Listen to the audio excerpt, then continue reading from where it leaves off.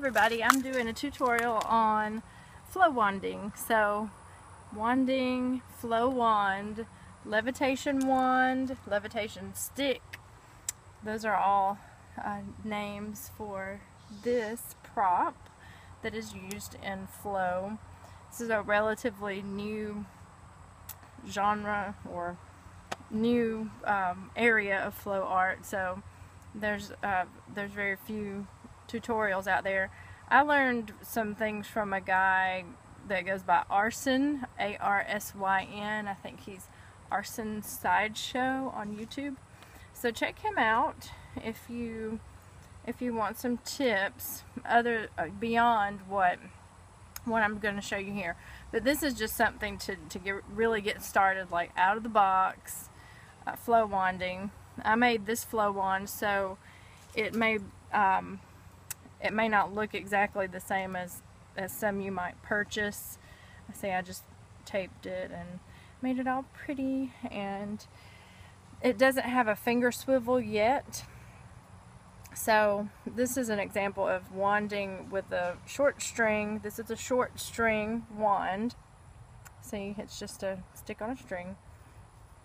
And it's a short string wand without a finger swivel. So what I'll show you here is just how to do that. The finger swivel allows the wand or allows the string to not get twisted up. See, if you continue to wand with this, you'll have to either stop and untwist it, or you'll have to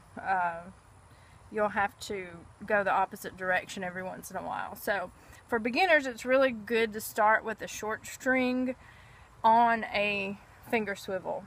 I guess I'm intermediate, so a beginner intermediate, so I can try to show you how to do it with this. It's a tiny bit windy out here, as you can tell by my peach trees in the background, that when you're wanding in the wind outside, any kind of wind might knock it off balance a little bit. So anyway, just to let you know if you're doing that outside. So let's say you got the wand and this is the first time you've used it. I put it on my middle finger, so I just put it on my dominant hand. There is a current and a dominant side for wanding, just like there is for hooping. So I am right-handed, so I'll put it on my right hand on the middle finger, and you see this is just tied in a knot, so I just slip it on my finger there. And there is a top and a bottom for the wand. So if you'll see, you'll notice that if you have the wand upside down, it will drift to the correct side. And if you buy a wand, or if you make your own, you could just do a mark down at the bottom. You might vary some of the coloring toward the bottom. I think that's a good idea, would be to put some different color tape down here at the bottom, or vary the width of some stripes. That might be a good way to tell. But for right now, I just know that this is the bottom and this is the top. You might just make a little mark on the bottom if yours does not have a mark. Some good places to purchase flow wands are, I make these, I sell them for about $20, so if you really want one from me, send me a message. If you go to flowtoys.com, they have wands. I have bought a wand from Infinite Works. Yeah, Infinite Works in California. So those two companies, Infinite Works and Flow Toys, I have purchased from and had a good experience, and their products were good. I know there are some other ones, so just search for flow wand or levitation wand, and you should come up with some different things if you want to try. There's tons of people on Etsy that sell wands. So let's get to it. Make sure your wand is right side up, that you have the right side up, and I hold it down a little bit, so I'm at about this level here, and don't touch the wand. That's a very important thing. The minute you touch it, it's going to get off balance.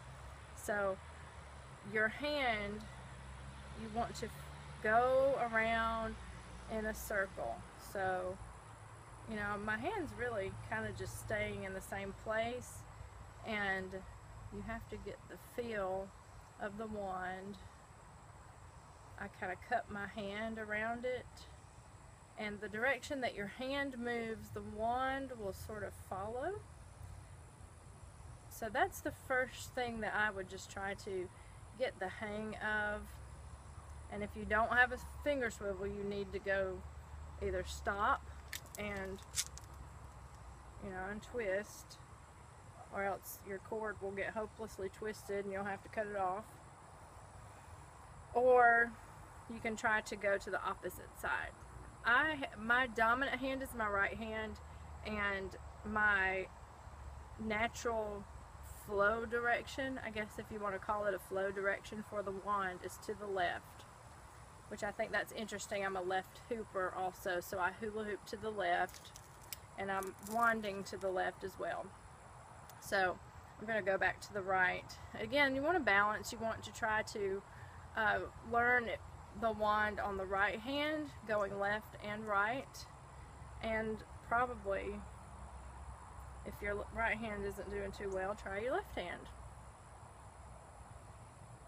So on the left hand, I'm not as good on this hand, but I should practice more.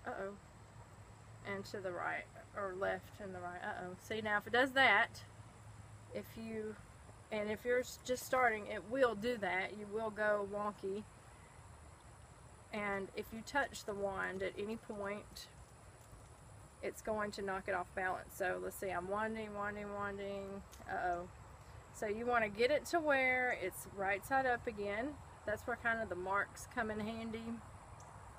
I would think you could put a mark on the top and on the bottom, and be able to see automatically. So let's see, if it does that, you need to get it right side up first. Make sure you've got the top, and I just stop it. There's not a whole lot you could do. I mean, you could try to perch, but if you're a beginner, you might not. That's a perch. If you're a beginner, you might just want to stop it. You need to stop it somehow. A perch is just a way to stop it, and then get it back on balance, and then, you know, going that way. So that's the first thing, is just learning that circle motion, and I would just practice that until you get pretty good at and can feel, you know, how the wand is moving. Now what I'm doing to go to the other direction is I'm stalling it. If you're doing hoops, a stall is you get it over here and you kind of stop and then you go the other direction. That's the same principle in flow. I guess that's a flow principle. And so it works with wand. So let's say I'm going to my left, and then I just kind of, y'all see, I know it's hard to slow that down, and I can't do slow motion on this video for some reason. So stall, stall, stall, stall, and you want to practice, you know, with your hand in different ways.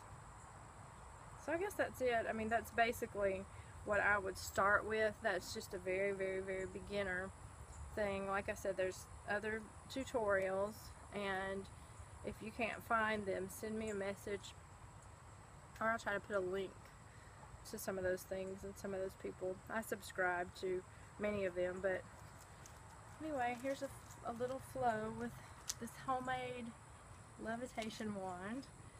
Another thing is getting your other hand involved so that you can get that illusion going, and being in the dark or on a dark background helps to hide that string. I can't do much because I've got a bush right here. Anyway, so I hope that helped, and hopefully I'll post some more soon.